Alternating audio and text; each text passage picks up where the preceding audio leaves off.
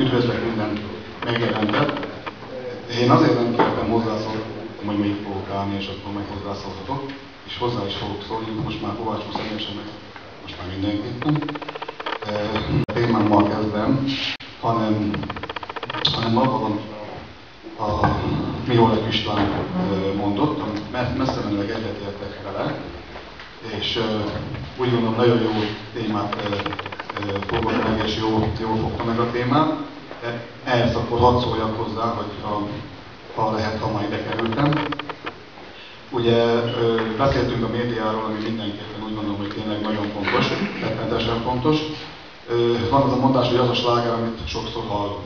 Na most, ha a birkozókról nem hallunk, akkor nincs sláger, akkor nincsen sztárunk. És azt is mondjuk, hogy sztárhoz kell eredmény.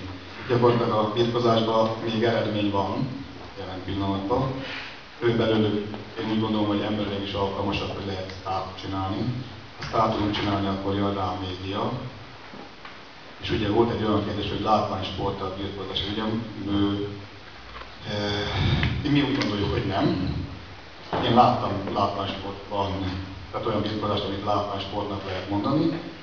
Pontosan Mölek úr azt mondta, hogy Németországban. Olyan sztárt láttam Németországban, aki ráadásul magyar.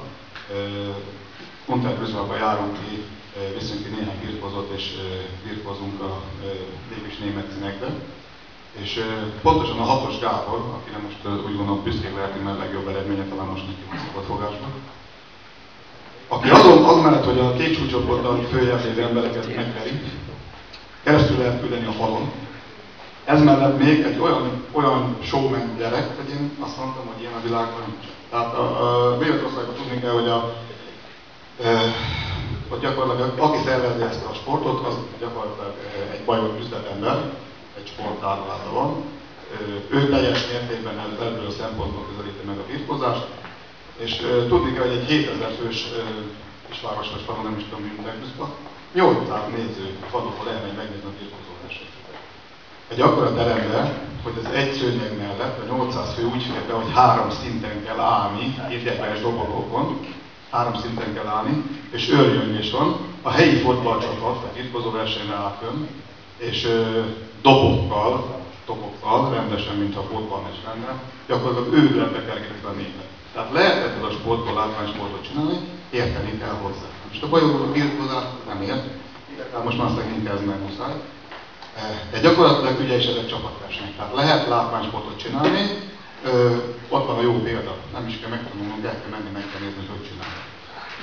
Én még birkozó versenyen ilyen hangulatot soha életemben nem láttam. És ennek a legnagyobb sztárja, ugye a visszafogott németek gyakorlatilag a vállukra emelik, és a Pitbull jelzőt adták a 6-os Gabinak, és ott örüljenek, hogy Pitbull. Igaz, hogy van szervezés is hozzá, minden versenyzőnek saját zenéje. A megy közben, hogyha egy pontot csinál, a birkozás minősége, mikor möldekerültünk, azért nem volt olyan nagyon magas szinten, úgy gondolom, hogy sokat javult az utóbbi időben.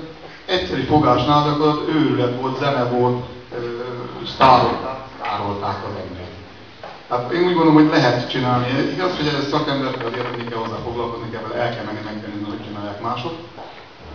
De mondom, ha 7000 ember 800-at oda lehet vinni, tehát én láttam nagymamát a kis gyerekkel birkozó versenyre jönni. Hát Magyarországon a birkozó csinálni, látok birkozó versenyre menni, nem mint nagymamát.